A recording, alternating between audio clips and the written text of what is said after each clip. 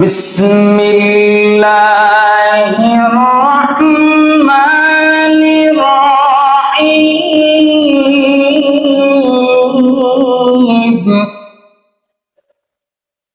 সুবহানাল্লাযী আসরা বি'আবদিহি লাইলাম মিনাল মাসজিদিল হারাম।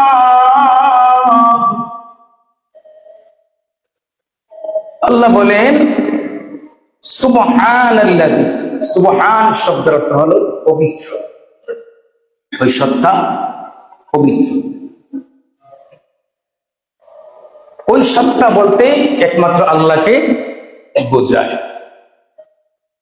সুবহান ওই সত্তা পবিত্র, আল্লাযী যিনি আসরা ভ্রমণ করিয়েছেন বিআবদিহি তার মাহবুবকে, তার বন্ধুকে, লাইলাম রাতের কিছু অংশে।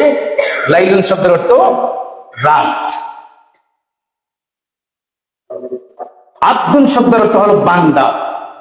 আব্দুন শব্দের অর্থ বান্দা, আর এখানে আল্লাহ ব্যবহার করেছেন বিআবদিহি, বান্দাদের ভিতরে সর্বশ্রেষ্ঠ বান্দা, বান্দাদের ভিতরে সর্বশ্রেষ্ঠ বান্দা, যাকে আল্লাহ বন্ধু বলে ঘোষণা দিয়েছেন। তাকে মাহবুব বলা হয়, হাবিব বলা হয়, দুস্ত বলা হয়, বন্ধু বলা হয়।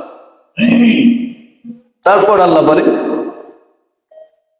লাইলাম রাতের কিছু অংশে, মিনাল মসজিদিল হারাম মসজিদে হারাম থেকে, ইলাল মসজিদিল আকসা মসজিদে হারাম থেকে মসজিদে আকসা, অর্থাৎ বাইতুল্লাহ থেকে বাইতুল মুকাদ্দাস।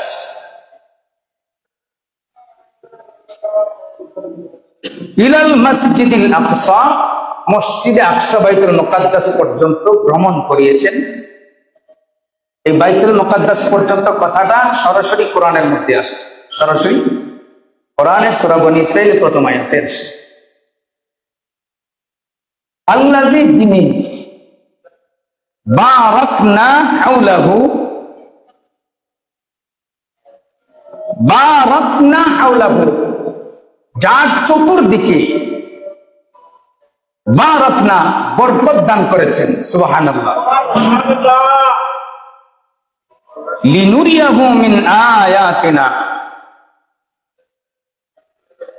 লিনুরিয়াহু মিন আয়াতিনা যাতে করে, মিন আয়াতিনা কিছু নিদর্শন দেখাতে পারি। আল্লাহ বলে আল্লাযী বারাকনা হাওলাহু, তার চতুর্দিকে আমি আল্লাহ বরকত মণ্ডিত করেছি, বরকত দান করেছি। লিনুরিয়াহু মিন আয়াতিনা যাতে করে সে, আমি আল্লাহর যে নিদর্শন রয়েছে সেই নিদর্শনগুলি তাকে দেখাতে পারি। এই আয়াতের উপর থেকে এই মসজিদে আকসা পর্যন্ত আজ আমরা শুনবো, আর আগামী জুমায় মসজিদে আকসার পরবর্তী সময় শুনবো, কারণ যেহেতু অনেক লম্বা। এবার আসেন, মেরাজ হলো আমার দয়াল নবীর সর্বশ্রেষ্ঠ মুজিজা। নবীজি যতগুলি মুজিজা কাফের বেঈমান মুশরিকদেরকে দেখিয়েছেন মুসলমান বানানোর জন্য, ইমানদার বানানোর জন্য, যেমন চাঁদ দ্বিখণ্ডিত করেছেন, সূর্য অস্ত হয়ে গেছে, মাগরিবের সময় হয়ে গেছে, সূর্য অস্ত চলে গেছে, সেই সূর্যকে আলী নামাজ পড়ার জন্য অস্তমিত সূর্যকে আঙ্গুল দিয়া ইশারা দিয়া আসরে রক্ত করেছেন। সুবহানাল্লাহ। অস্তমিত সূর্যকে উদিত করেছেন, যেই চন্দ্রকে দ্বিখণ্ডিত করেছেন, আলাদা করে দিয়েছেন, ভাগ করে দিয়েছেন। এর চাইতেও সর্বশ্রেষ্ঠ দামি শক্তিশালী বড় মুজিজা হলো নবীজির মেরাজ। চিৎকার দিয়ে পড়ে সুবহানাল্লাহ। কারণ ওই মেরাজ নবীজির শ্রেষ্ঠতম মুজিজা। কারণ কি? ওই মেরাজ নবীজির শ্রেষ্ঠতম মুজিজা হওয়ার কারণ ওই মেরাজের রাতে আল্লাহর সাথে নবীজির সরাসরি দিদার হয়েছে। এত কোনো সন্দেহ নাই। সুম্মা দানা ফাতাদাল্লা, সুম্মা দানা ফাতাদাল্লা। যেমন ধনুককে দেখে, তীর যেমন ধনুকের সাথে মিশে যায়, আল্লাহ বলেন সুম্মা দানা ফাতাদ আল্লাহ, আমি আমার মাহবুবের সাথে হাবিবের সাথে তেমন মিশে গিয়েছি। বন্ধু আমাকে দেখেছে আর আমি বন্ধুকে দেখেছি। এইভাবে দেখতে দেখতে 27 বৎসর পার করে দিয়েছি। দুনিয়ার কাছে কিছুই সব স্টপ করে দিয়েছেন কে? সব বন্ধ করে দিয়েছিলেন কে? ঘড়ির কাঁটা যেখানে ছিল সেখানেই আছে, দরজার কড়া যেখানে নড়তে ছিল সেখানেই নড়ছে, অজুর পানি যেখানে গড়িয়ে যাচ্ছিল সেখানেই গড়িয়ে যাচ্ছে। সবকিছু করে দেওয়ার মালিক কে? আল্লাহ চাইলে সব সম্ভব। আল্লাহ চাইলে সব সম্ভব। আপনার আমার নবীর শান এত বেশি, আল্লাহ বলেন ওয়ারাফা'না লাকা যিকরাক, হে রাসূল বন্ধু আমার, আপনার শান, আপনার মান, আপনার আযম, আপনার তাজিম, আপনার সম্মান আমি আল্লাহ বাড়িয়ে দিয়েছি। এটা কমবে না, কিয়ামত পর্যন্ত শুধু বাড়তেই থাকবে, বাড়তেই। সুবহানাল্লাহ করেন না জুড়ে? সেই মেয়ারাজ শব্দের অর্থ হলো ঊর্ধ্বগমনের সিঁড়ি, উপরে ওঠার সিঁড়ি। মেয়ারাজ শব্দের অর্থ কি? সবাই বলতে হবে, উপরে ওঠার। শুধু শুক্রবারে আসবেন আর ওয়াজ শুনবেন আর বাড়ি চলে যাবেন তাহলে তো হবে? একটা মেসেজ নিয়ে যেতে হবে, একটা মেসেজ আপনার মেমোরিতে নিয়ে যেতে হবে। আসেনি তো একটা মেসেজ নেওয়ার জন্য। সারা সপ্তাহে একদিন শুক্রবার নতুন কাপড় পোশাক পরে, আতর সুরমা সুগন্ধি লাগায়া, অজু করে, গোসল করে, পবিত্র হইয়া নতুন দুলহার মতো মসজিদে আসেন কিসের জন্য? কিছু নিয়ে যাওয়ার জন্য, গুনাহ মাফের জন্য, সব কামানোর জন্য। ঠিক না বেঁচে? মনোযোগ দিয়ে শুনতে হবে এবং মেমোরি লোড করতে হবে, তা না হলে হবে না, শিখতে পারবেন না, শিখার দরকার আছে। মেয়ারাজ শব্দের অর্থ হলো ঊর্ধ্বগমনের সিঁড়ি, উপরে ওঠা সিঁড়ি। এখন ওই মেয়ারাজ মসজিদে হারাম অর্থাৎ বাইতুল্লাহ থেকে মসজিদে আকসা অর্থাৎ বাইতুল মুকাদ্দাস পর্যন্ত ভ্রমণকে আল্লাহ কোরআনের সূরা বনী ইসরাঈলের প্রথম আয়াতের মধ্যে বলেছেন আসরা। কি বলেছেন? আসরা। এই বাইতুল্লাহ থেকে বাইতুল মুকাদ্দাস পর্যন্ত কোরআন দ্বারা সাব্যস্ত, কোরআন দ্বারা প্রমাণিত। এখন কোরআন দ্বারা যেটা প্রমাণিত সেটাকে যদি কেউ অস্বীকার করে তাহলে সে কাফের হয়ে যায়। যদি বাইতুল্লাহ থেকে বাইতুল মুকাদ্দাস পর্যন্ত নবী ভ্রমণ করেছেন, এটা কোরআনের সূরা বনী ইসরাঈলের প্রথম আয়াত দ্বারা প্রমাণিত, যদি এটাকে কেউ অস্বীকার করে সে কি হয়ে যাবে? কাফের হয়ে। এবার আসেন, তারপর মসজিদে আকসা বাইতুল মুকাদ্দাস থেকে প্রথম আসমান, দ্বিতীয় আসমান, তৃতীয় আসমান, চতুর্থ আসমান, পঞ্চম আসমান, ষষ্ঠ আসমান, সপ্তম আসমান, 7 আসমান পাড়ি দিয়ে গিয়ে দাঁড়ালেন কোথায়? জিবরাইলের বাসস্থানে, যেখানে জিবরাইলের শেষ সীমানা। এটার নাম কি? সিদরাতুল মুনতাহা। সিদরাতুল, যদি আপনাকে আপনার বন্ধু বা আপনার ওয়াইফ জিজ্ঞাসা করে, বলেন তো হুজুর আজকে ওয়াজ করছে, জিবরাইলের বাড়ি কোথায়? কি বলবেন? বলেন না, কি বলবেন? সিদরাতুল মুনতাহা। মনে রাখবেন তো ইনশাআল্লাহ? মনে রাখবেন, এগুলি কাজে লাগবে। সেই সিদরাতুল মুনতাহায় জিবরাইলের শেষ সীমানা, জিবরাইলের বাড়ি। বাইতুল মুকাদ্দাস জেরুজালেমে, ওইখান থেকে 7 আসমান পাড়ি দিয়ে 7 আসমানের উপরে সিদরাতুল মুনতাহা। এখান পর্যন্ত, এই সিদরাতুল মুনতাহা পর্যন্ত যে ভ্রমণ, ওই ভ্রমণটা হাদিস থেকে, মাশহুর হাদিস থেকে প্রমাণিত, মাশহুর হাদিস থেকে সাব্যস্ত, প্রমাণিত। এটাকে যদি কেউ অস্বীকার করে তাহলে ওই ব্যক্তিটা ফাসিক হয়ে যাবে। কি হয়ে যাবে? ফাসিক হয়ে যাবে। এই মসজিদে আকসা থেকে 7 আসমান পাড়ি দিয়ে সিদরাতুল মুনতাহা। সিদরাতুল মুনতাহা থেকে জিবরাইলের সীমানা শেষ, ওইখান থেকে রফরফ আসলো। কি আসলো? রফরফ। বুরাকের সময় শেষ, এখন রফরফ। সিদরাতুল মুনতাহা থেকে লামকান কাবা কাউসাইন পর্যন্ত নবীজি যে ভ্রমণ করেছে, ওই যে ভ্রমণটা, এই ভ্রমণ আল্লাহ দিদার পর্যন্ত, কাবা কাউসাইন পর্যন্ত, এই ভ্রমণটা যদি কেউ অস্বীকার করে তাহলে কি হবে? ওই ব্যক্তিটা জিন্দিক বলে সাব্যস্ত হবে। কেন? কারণ ওই মসজিদে আকসার করে সিদরাতুল মুনতাহা থেকে কাবা কাউসাইন পর্যন্ত ভ্রমণটা কোরআন এবং হাদিস দ্বারা সাব্যস্ত, সুম্মা দানা ফাতাদাল্লাহ এবং মশহুর হাদিস দ্বারা প্রমাণিত। ওই ব্যক্তিটাও ফাসিক জিন্দিক হয়ে যাবে। মসজিদে হারাম বাইতুল্লাহ, মসজিদে আকসা বাইতুল মুকাদ্দাস, যেখানে হযরত ঈসা আলাইহিস সালাম আগমন করবেন, সেই মসজিদে আকসা পর্যন্ত নবীজি ভ্রমণ করেছেন। কোরআনের সূরা বনী ইসরাঈলের প্রথম আয়াত আসরা দ্বারা, আসরা শব্দ থেকে প্রমাণিত, এটার নাম হলো মিরাজ। মক্কা থেকে বাইতুল মুকাদ্দাস পর্যন্ত ভ্রমণটাকে কি বলা হয়? মিরাজ। তারপরে আসেন, আর মসজিদে আকসা বাইতুল মুকাদ্দাস, বাইতুল মুকাদ্দাস থেকে 7 আসমান পাড়ি দিয়ে সিদরাতুল মুনতাহা পর্যন্ত যে ভ্রমণ করেছেন সেটা হলো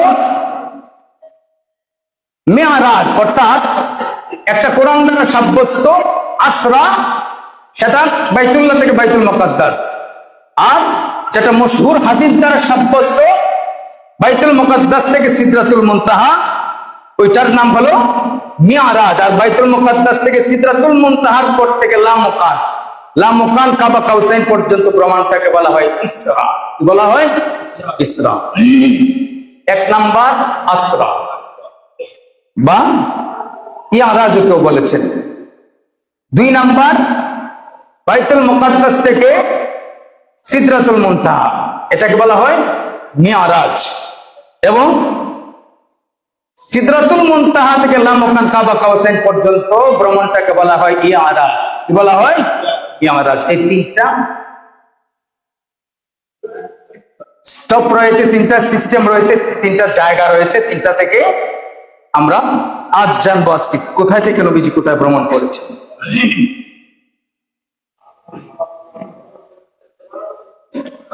আল্লাহ বলেন, সুবহানাল্লাযী আসরা বিআবদিহি লাইলাম মিনাল মাসজিদিল হারাম। সুবহান, ওই সত্য পবিত্র, ওই আল্লাহ পবিত্র, ওই রব পবিত্র, ওই স্রষ্টা পবিত্র। আল্লাযী, যিনি আসরা বিআবদিহি লাইলাম মিনাল মাসজিদিল হারাম, আসরা ভ্রমণ করিয়েছেন, বিআবদিহি তার মাহবুবকে, তার বন্ধুকে, লাইলাম মিনাল মাসজিদিল হারাম, লাইলাম রাতের কিছু অংশে, মিনাল মাসজিদিল হারাম মসজিদে হারাম বাইতুল্লাহ শরীফ থেকে, ইলাল মাসজিদিল আকসা মসজিদে আকসা পর্যন্ত। এই শব্দটাকে আল্লাহ কোরআনুল কারীমের মধ্যে আসরা বলে ঘোষণা দিয়েছেন, যেটাকে অস্বীকার করলে মানুষ আর ইমানদার থাকবে না, কাফের হয়ে যাবে। তারপর আল্লাহ বলেন, আল্লাযী বারাকনা হাওলাহু লিনুরিয়াহু মিন আয়াতিনা, আর যার মধ্যে রয়েছে বারাকনা হাওলাহু, যার চতুর্দিকে বরকত রয়েছে, বরকত মণ্ডিত করে রেখেছেন আল্লাহ। লিনুরিয়াহু মিন আয়াতিনা, এই জন্য বরকত মণ্ডিত করে রেখেছেন আল্লাহ, যেন তার মাহবুবকে, তার হাবিবকে আল্লাহর নিদর্শন দেখাতে পারে। বন্ধুগণ আমার, আল্লাহ রাব্বুল আলামিন কোরআনুল কারীমের মধ্যে, আল্লাহ রাব্বুল আলামিন কোরআনুল কারীমের ভিতরে সূরা বনী ইসরাঈল আয়াত নাযিল করে নবীজির মিরাজের প্রমাণ দিয়েছেন, দলিল দিয়েছেন।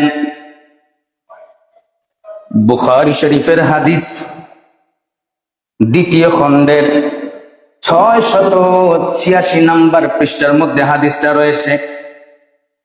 4530 নম্বর হাদিস। عن ابن عباس وما جعلنا الرؤيا التي أريناك إلا فتنة للناس قال هي رؤيا عين رؤياها رسول الله صلى الله عليه وسلم ليلة أسري به رواه البخاري। হযরত আব্দুল্লাহ ইবনে আব্বাস বর্ণনা করেন যে আল্লাহর বাণী, আমি আপনাকে মেরাজের নির্দেশনা বলি, যা আমি দেখিয়েছি তা পরীক্ষা হিসাবেই দেখিয়েছি। আব্দুল্লাহ ইবনে আব্বাস বুখারী শরীফের একখানা হাদিস বর্ণনা করতেছেন। ইমাম বুখারী সেই হাদিসটা নোট করেছেন বুখারী শরীফের মধ্যে। হযরত আব্দুল্লাহ ইবনে আব্বাস বলেন, দুনিয়ার মানুষ, আল্লাহ আয়াতের মধ্যে, সূরা বনী ইসরাঈলের প্রথম আয়াতের মধ্যে আল্লাহ রাব্বুল আলামিন ঘোষণা দিয়েছেন যে আল্লাহ রাব্বুল আলামিন এই বলে ঘোষণা দিয়েছেন, আমি আপনাকে যে মেরাজের নির্দেশনা বলি, যে নিদর্শনগুলি, যে বরকতময় স্থানগুলি, যে বরকতময় স্থানে যে নিদর্শনগুলি আমি আল্লাহ আপনাকে দেখিয়েছি, তার সমস্ত কিছু পরীক্ষা হিসাবে দেখিয়েছি। সুবহানাল্লাহ। এই আয়াতের ব্যাখ্যা করলেন রাইসুল মুফাসসিরিন আব্দুল্লাহ ইবনে আব্বাস।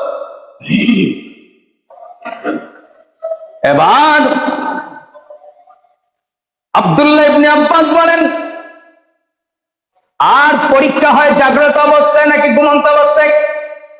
জাগ্রত অবস্থায়। পরীক্ষা হয় জাগ্রত অবস্থায়।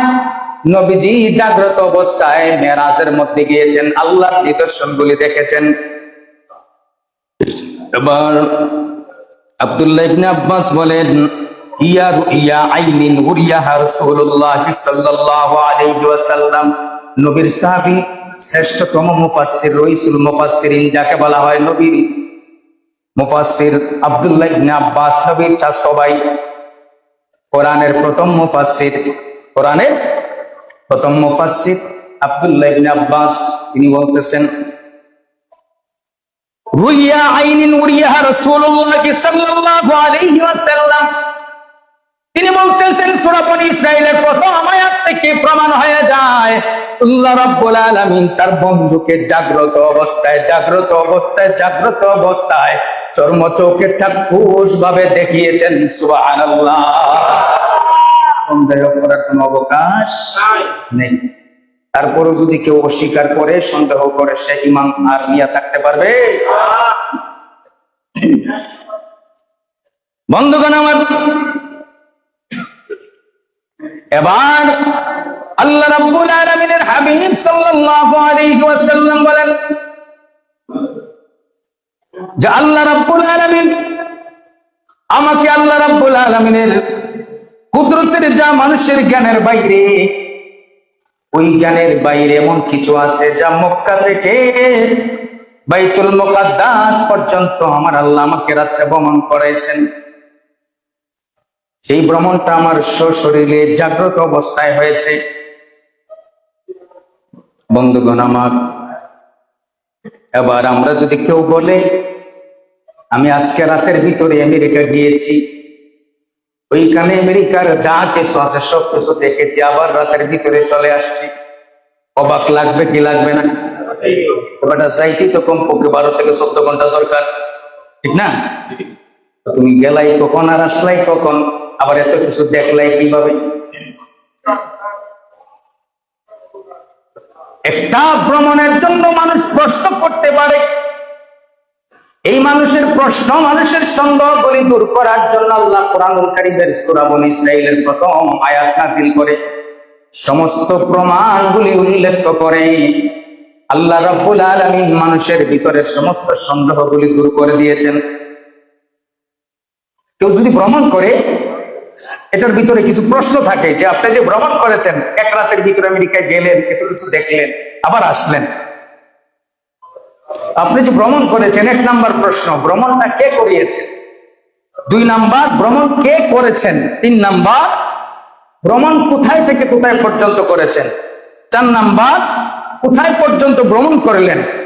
5 নাম্বার, ভ্রমণটা কখন করলেন? 6 নাম্বার, ভ্রমণের সময়সীমা কতক্ষণ ছিল? 7 নাম্বার, ভ্রমণ করার উদ্দেশ্য কি ছিল? এই 7টা পয়েন্ট আমরা জানবো সব। 1 নাম্বার, ভ্রমণ করিয়েছেন কে? আল্লাহ। 2 নাম্বার, কাকে ভ্রমণ করিয়েছেন? তার মাহবুব বান্দাকে, বিআবদিহি, তার মাহবুব বান্দাকে তার মাহবুবকে, তার নবীকে, তার বন্ধুকে, তার হাবিবকে ভ্রমণ করিয়েছেন। চিৎকার দিয়ে পড়ি সুবহানাল্লাহ। কোথায় থেকে ভ্রমণ করিয়েছেন? মসজিদে হারাম বাইতুল্লাহ থেকে।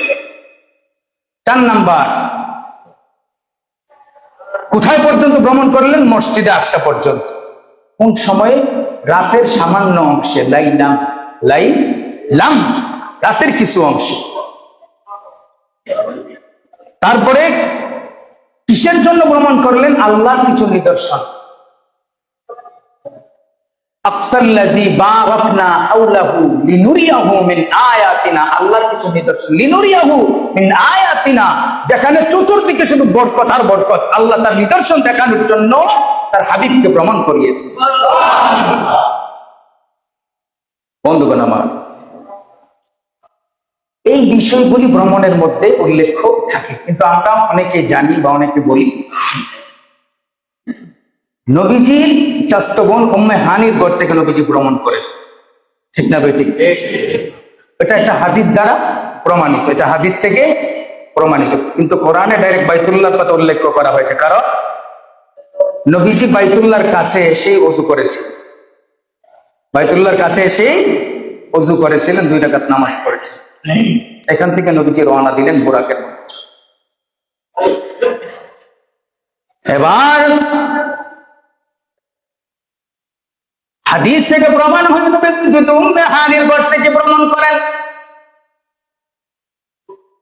উম্মে হানির ঘর থেকে যদি ভ্রমণ করেন, ওই ভ্রমণের ব্যাপারে বুখারী এবং মুসলিমের মধ্যে হাদিস আসছে।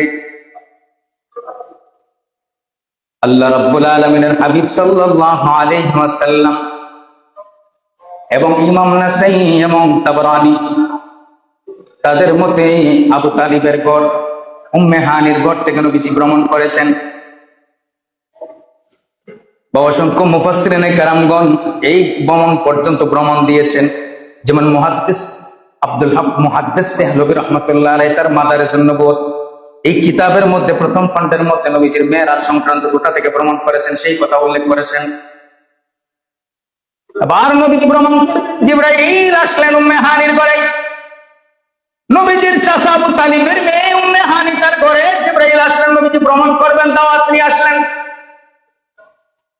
সারা জীবন মূসা নবী তুরে পাহাড়ের উপরে, তুরে সিনার উপরে উঠে রব্বি আরিনি রব্বি আরিনি রব্বি আরিনি, আল্লাহ আমাকে দেখা দাও, আল্লাহ আমাকে দেখা দাও, আল্লাহ আমাকে দেখা দাও বলে বলে মূসা নবী আল্লাহর কাছে ফরিয়াদ করেছেন। ঠিক না? আমার নবী কখনো মূসার মতো রব্বি আরিনি বলে ফরিয়াদ করেন নাই। নবী তো মূসার মতো না, সুবহানাল্লাহ। নবী মূসার মতো না, মূসা আমার নবীর মতো না। ঠিক না বেঠিক? আর আমাদের দেশে কিছু পাগল আছে কয় নবী আমার মতো, কয় না। মূসা আল্লাহর কাছে দোয়া চাইল, রব্বি শরহ লি সাদরি ওয়া ইয়াসসির লি আমরি। মূসা আল্লাহর কাছে দোয়া চাইল, রব্বি শরহ লি সাদরি ওয়া ইয়াসসির লি আমরি। আল্লাহ তুমি আমার জাহান শক্তিকে প্রশস্ত করে দাও, আমাকে জ্ঞান দান করো। মূসা দোয়া চাইল, আর আল্লাহ সূরা আলাম নাশরাহ লাকার ভিতরে প্রথম আয়াত নাযিল করে ঘোষণা দিলেন, আলাম নাশরাহ লাকা সাদরাক। হে রাসূল, হে বন্ধু আমার, হাবিব আমার, আমি আপনার জ্ঞানকে কি প্রশস্ত করে নাই? আপনার জ্ঞানকে আমি প্রশস্ত করি নাই? আপনাকে কি আমি জ্ঞান দান করি নাই? সুবহানাল্লাহ। মূসা বলে আমার জ্ঞান দাও, জ্ঞানকে প্রশস্ত করো। আর আল্লাহ আমার আপনার দয়াল নবীর বেলায় বলেন, আলাম নাশরাহ লাকা সাদরাক। হে বন্ধু আমার, হাবিব আমার, আমি কি আপনাকে আপনার জ্ঞানকে প্রশস্ত করি নাই? মূসার নবী কি এত হলো? মূসা তো বলবেই রব্বি আরিনি। মূসাও তো আমার নবীকে নিজের মতো মনে করে নেয়নি। এবার আল্লাহ বলেন, লান্তরনি মূসা রে, তুমি আমাকে দেখতে পাবে না। আর আল্লাহ তার মাহবুবের বেলায়, হাবিবের বেলায় জিবরাইলকে দাওয়াত নামা দিয়া উম্মে হানির করে তাদের কিছু অংশে পাঠায় দিলেন, যারে জিবরাইল যা আমার বন্ধুর কাছে দাওয়াত নিয়ে যা, গিয়ে বল আমি আল্লাহ আমার বন্ধুকে দাওয়াত করেছে আমার বাড়িতে আসার জন্য, আমার বাড়িতে আসার জন্য। জিবরাইল দাওয়াত নিয়ে গেলেন, গিয়ে দেখেন নবীজি ঘুমাচ্ছেন, আরাম করতেছেন। জিবরাইল দাঁড়ায় রইলেন, মনে মনে ভাবতে লাগলেন, আমি যদি আমার নবীকে কুয়ের মধ্যে ডাক দেই, নবীজির ঘুম যদি ভেঙে যায়, নবীর কষ্ট হবে।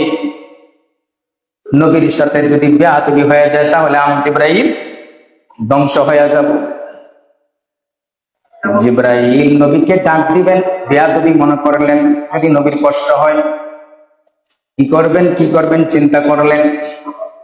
জিবরাইল চিন্তা করে দেখলেন একটা রাস্তা আছে, একটা উপায় আছে, এটা যদি করি আমার নবীর আরাম লাগবে, শীতল ভাব লাগবে, নবীজি ঘুম থেকে উঠে যাবেন। জিবরাইল সেই চিন্তা করে দেখলো, এইটা যদি করা যায় তাহলে আমার নবীজির কষ্ট হবে না, নবীর সাথে বেয়াদবি হবে না। ওই চিন্তা করে জিবরাইল নবীজির কদমের পায়ের তালু মুবারকের মধ্যে জিহ্বাটা লাগাইয়া দিল। জিবরাইল যখন নবীজির কদমের তালুর মধ্যে জিহ্বাটা লাগাইয়া দিল, নবীজির আরাম লাগলো, শীতল ভাব লাগলো, ঘুমটা ভেঙে গেল। নবীজি ঘুম থেকে জাগ্রত হইয়া দেখেন জিবরাইল বসে আছে। জিজ্ঞাসা করলেন, কিরে জিবরাইল, এই রাতের গভীরে তুমি এখানে কেন? জিবরাইল বলেন, নবী গো, আল্লাহ আপনাকে দাওয়াত দিয়েছেন আল্লাহর বাড়িতে আপনি যাওয়ার জন্য। আপনি আল্লাহর পক্ষ থেকে দাওয়াত গ্রহণ করেন, তবে আশ্চর্যের কথা আমি একটা জিনিস জানতে চাই। সুবহানাল্লাহ। ইয়া রাসূলুল্লাহ, আমি এতক্ষণ ধরে দাঁড়ায় আছি, আপনাকে ডাক দিব, যদি বেয়াদবি হয়, কষ্ট হয়, এই জন্য ভয়ে ডাক দেই না। নবী গো, চিন্তা করতে করতে খুঁজে পেলাম আপনাকে কিভাবে ঘুম থেকে জাগ্রত করা যায়। আমি জিবরাইলের জিহ্বাটা আপনার পা মুবারকের তালু মুবারকের মধ্যে লাগাইয়া দিলাম, আপনার ঘুম ভেঙে গেল। তবে নবী গো, আশ্চর্যের ব্যাপার, আমার শেষ সীমানা, আমার ঠিকানা, আমার বাড়ি হলো সিদরাতুল। জিবরাইলের বাড়ি কোথায়? সিদরাতুল মুনতাহায়, যেখানে শেষ সীমানা তার। ইয়া রাসূলুল্লাহ, সিদরাতুল মুনতাহার উপরে কি আছে আমি কখনো দেখি নাই, যাই নাই, শুনি নাই। আমি কখনো জিবরাইল দেখি নাই, যাইতে পারি নাই। আল্লাহর কালাম যখন নাজিল হয়, সিদরাতুল মুনতাহা থেকে আমি জিবরাইল রিসিভ করে দুনিয়ায় আপনার কাছে নিয়ে আসি। নবী গো, আজকে আমার কাছে বড় আশ্চর্য লাগছে, আমি অবাক হয়ে গেছি। সিদরাতুল মুনতাহার উপরে কাবা কাউসাইন লামকান, আল্লাহর আরশ পর্যন্ত আমি জিবরাইল কখনো দেখি নাই। ইয়া রাসূলুল্লাহ, ইয়া হাবিবাল্লাহ, নবী গো, আমি জিবরাইল যখন আপনার কদমের তালু মুবারকের মধ্যে আমার জিহ্বাটা লাগায় দিলাম, আল্লাহর আরশ আজিম পর্যন্ত, লামকান পর্যন্ত আমি জিবরাইল দেখতে পেয়েছিলাম। ওই নবীর কত শান, ওই নবীর কত শান, ওই নবীর যে উম্মত হতে পেরেছেন, সেই শুকরিয়া যদি কিয়ামত পর্যন্ত আদায় করেন, শেষ করা যাবে? কিয়ামত পর্যন্ত সব নবী তো হাসরে ইয়া নাফসি করবে, সব নবী ইয়া নাফসি করবে, কেউ উপকার আসবে। সবার কাছে কাছে ধারে ধারে যাবেন না ওই দিন। বাবা আদম থেকে শুরু করবেন, আমাদেরকে বাঁচান। জাতির পিতা ইব্রাহিম আলাইহিস সালামের কাছে যাবেন, বাবা আমাকে বাঁচান। বলবেন, আমি আজকে আল্লাহর কাছে বলছি, আমার পক্ষে সম্ভব না। যখন সর্বশেষ ঈসা আলাইহিস সালামের কাছে আসবেন, ঈসা নবী আমার নবীকে দেখায়, আমার নবীকে দেখাই। এই যে এমন একজন নবী আছে, যিনি হাসর কায়েম হওয়ার সাথে সাথে রব্বি হাবলি উম্মতি বলে বলে কান্না করতেছে। ওই দিন যিনি তরাবেন, যিনি আমাদের জন্য সুপারিশ করবেন, যিনি একবার মিজানের পাল্লার কিনারে দৌড়াবেন, একবার ফুল সিরাতের কিনারে দৌড়াবেন, একবার জাহান্নামের গেটে দৌড়াবেন, তিনি আপনার আমার কামলিওয়ালা নবী। সুবহানাল্লাহ। ওই নবীকে ভালো যদি না বাসতে পারেন, ভালো যদি না বেঁচে যেতে পারেন, জীবনটাই বৃথা যাবে। ঠিক না বেঠিক? বন্ধুগণ আমার, এবার নবীজি ঘুম থেকে জাগ্রত হলেন। ঘুম থেকে জাগ্রত হওয়ার পরে জান্নাতি পোশাক দেওয়া হলো নবীকে ভ্রমণের জন্য, দাওয়াতে যাওয়ার জন্য। নবীজি ঘর থেকে বের হলেন, ওই উম্মে হানির ঘর থেকে বের হলেন। আমরা যে শনির দরজার শিকলটা নড়তে ছিল, নবীজি আয়েশা দেখছেন এখনো নড়ে। নবীজি উঠলেন, ওযু করলেন, কাবার কিনারে বসে ওযু করলেন, জান্নাতি পোশাক পরিধান করলেন। জান্নাতি পোশাক পরিধান করে নবীজি সামনে দেখতে পেলেন সাদা রঙের একটা বুরাক, গাধা চেয়ে বড়, খচ্চরের চেয়ে ছোট একটা বুরাক নিয়ে আসা হলো। বিজু বলেন, আমি যখন বুরাকের উপরে উঠলাম, জিবরাইল বললেন, হুজুর আমাদের গন্তব্য স্থান হলো বাইতুল মুকাদ্দাস, জেরুজালেমে যাব। নবীজি বলেন, ওই বুরাকের উপর যখন সওয়ার হলাম, এই বুরাকের উপর যখন সওয়ার হলাম, সওয়ার হওয়ার সাথে সাথে আমি দেখতে পেলাম বুরাকের এত গতি, এত গতি, এত গতি।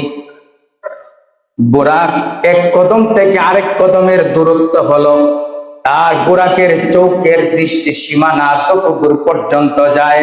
সুবহানাল্লাহ। বুরাকের চৌকের দৃষ্টি সীমানা যতদূর পর্যন্ত যায়, ততদূর পর্যন্ত বুরাক এক কদমে পার হয়ে যায়। বুরাকের এত গতি। এবার নবীজি বলেন, আমি সেই বুরাকের উপর সওয়ার হয়ে বাইতুল মুকাদ্দাস পর্যন্ত গেলাম। এর ভিতরে আমি নবীজি 6 জায়গার মধ্যে দাঁড়াইলাম। কয় জায়গায়? 6 জায়গার ভিতরে দাঁড়াইয়া 2 রাকাত করে নামাজ আদায় করলাম। গত জুমায় আমরা একখানা হাদিস শুনেছিলাম, 12 রাকাত নামাজের কথা মনে আছে? ওই যে নবীজি 6 জায়গায় দাঁড়ায়া 2 রাকাত করে নফল নামাজ আদায় করেছিলেন। ওই 6 জায়গায় 2 রাকাত করে যদি নামাজ আদায় হয়, কত রাকাত হয়? 12 রাকাত। সেই 12 রাকাতের কথাই এখানে উল্লেখ করা হয়েছে। সেই 12 রাকাতের কথাই এখানে উল্লেখ করা হয়েছে যে হুজুর এটা আবার কোন হাদিস? যারা শুনেন নাই, এই হাদিসটা হলো ইমাম বাইহাকি লিখেছেন, যিনি বাইহাকি শরীফ লিখেছেন, ওনার একটা কিতাব, ইমাম বাইহাকির একটা কিতাব। এই কিতাবের নাম হলো ফাজাইলুল আওকাত। ফাজাইলুল আওকাত। ওই কিতাবের 85 নাম্বার পৃষ্ঠা থেকে শুরু করে এই সমস্ত মেরাজের সমস্ত সংক্রান্ত বিষয়গুলি লেখা আছে। ওই জায়গার ভিতরে এই হাদিসটা এনেছেন ইমাম বাইহাকি। সেই জায়গার ভিতরে লেখা আছে 12 রাকাত নফল নামাজের কথা। এবার নবীজি বলেন, আমি যে মেরাজের রাত্রে মেরাজ করেছি, আমি যে বাইতুল্লাহ থেকে বাইতুল মুকাদ্দাস থেকে সিদরাতুল মুনতাহা থেকে কাবা কাউসাইন পর্যন্ত ভ্রমণ করেছি, এই পর্যন্ত ভ্রমণটাকে সবাই আমরা মেরাজ বলে জানি। এটার প্রমাণ দেওয়ার জন্য 31 জন সাহাবী হাদিস বর্ণনা করেছেন। কয়জন সাহাবী? 31 জন। এটা অস্বীকার করার কোনো রাস্তা নেই। ইমাম জালালউদ্দিন সুয়ুতী রাহমাতুল্লাহ আলাইহি তার খাসাইসুল কুবরা প্রথম খণ্ডের 252 নম্বর পৃষ্ঠার ভিতরে 31 জন সাহাবীর নাম উল্লেখ করেছেন। কারা কারা নবীজির মেরাজকে স্বীকার করে বর্ণনা করেছেন। সুবহানাল্লাহ। এবার আমরা বলেছিলাম নবীজি 6 জায়গার মধ্যে দাঁড়িয়েছেন এবং দাঁড়ায়া নবীজি 2 রাকাত করে নামাজ আদায় করেছেন। নবীজি যখন যাবেন, যাওয়ার সময় যখন আকাশের মধ্যে উঠে গেলেন, 6 জায়গার ভিতরে একটা জায়গা হলো মদিনাতুল মুনাওয়ারা, যার নাম ছিল ইয়াসরিব। যার নাম ছিল ইয়াসরিব। মদিনা মুনাওয়ারার নাম ছিল ইয়াসরিব। যেই দিন আমার নবী হিজরত করে মক্কা থেকে মদিনায় গিয়েছেন, নবীর নূরের কদম যখন মদিনার মাটিতে লেগে গেল, আমার আল্লাহ কয় আমার বন্ধুর কদম যেখানে লেগে যায় ওইটার বাক্কা থাকে না, আমি আল্লাহ মক্কা বানায়া দেই।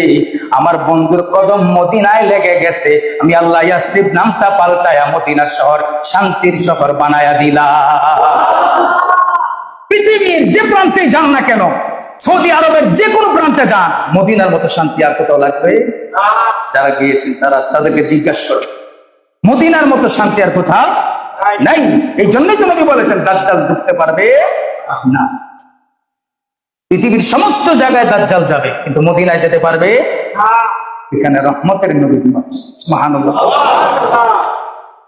বন্ধুগণ আমার, নবীজি বলেন আর একটা জায়গার ভিতরে আমি গেলাম। আমি যখন যাই, আমি মূসার কবরের উপর দিয়ে যাচ্ছিলাম।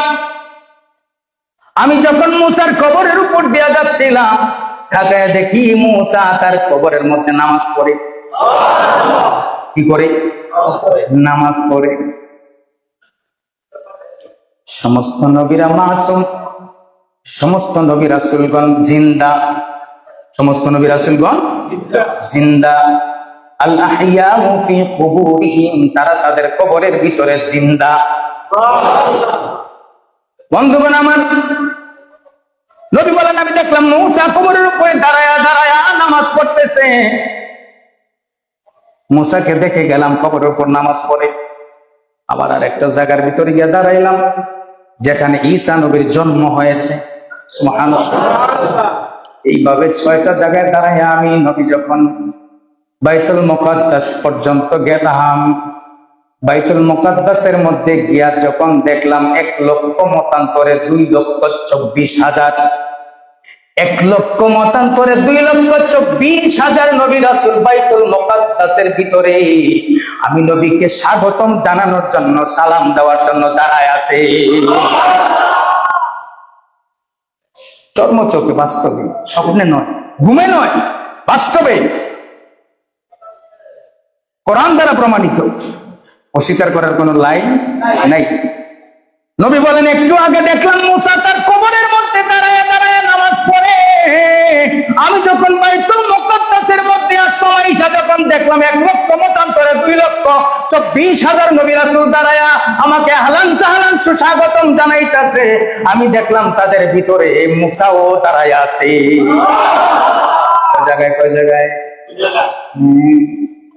মুসা 2 জায়গায়। আবার ওই 6ষ্ঠ আসমানেও মুসা, তাকে বোঝা গেল মুসার 3 জায়গায় গিয়ে নবীজি আগামী জুমায়ের আলোচনা 2 জায়গার ভিতরে মুসার সাথে দেখা হয়ে গেল। নবীজি বলেন সমস্ত নবীরা ইমাম সাহেব জায়গায় আসার জন্য মধ্যখান দিয়ে ফাঁকা রাখলেন। সমস্ত নবী রাসূলগণ 2 পাশে দাঁড়ায়া আমি নবীকে আহলান সাহলান সুস্বাগতম জানাতে লাগলেন। দাঁড়ায়া না বৈশা? আরো জোরে কন্যা দাঁড়ায় না বৈশা? নবীর সম্মানে দাঁড়াইলে, নবীকে দাঁড়াইয়া সালাম দিলে আমরা কষ্ট লাগে কেড়ে রে বাবা। সমস্ত নবী রাসূল 1 লক্ষ মতান্তরে 2,24,000 নবী রাসূল দাঁড়ায় আছে নবীকে স্বাগতম দেওয়ার জন্য, সালাম দেওয়ার জন্য। সমস্ত নবী রাসূল যেখানে আপনার আমার নবীর জন্য দাঁড়ায়, আর আপনি মুহাব্বতে দাঁড়াতে পারেন না, আপনার মতো নিমক হারামি এই দুনিয়ায় আর কেউ হতে পারে না। কথা বলে ঠিক না বেটে? নবী বলেন আমি 1 লক্ষ মতান্তরে 2,24,000 নবী রাসূলের সাথে দেখা করলাম। ওই জায়গার ভিতরে মুসাফির হয়ে আমি নবী গেলাম। যাওয়ার পরে আমি 1,24,000 মতান্তরে 2,24,000 নবী রাসূলের ইমাম হয়ে গেলাম। সবাই আমার পিছনে মুক্তা দিয়ে আমি নবীজি দাঁড়ায়া মুসাফির হিসাবে 2 রাকাত নামাজ আদায় করলাম। সমস্ত নবীরা 3 রাকাত নামাজ আদায় করলেন। আমার আল্লাহ রাব্বুল আলামিন আমি নবী সালাম ফেরানোর সাথে সাথে আল্লাহ জিবরাইলকে পাঠায়া আমি নবীকে ইমামুল মুরসালিন বলে খেতাব দিয়া দিলে।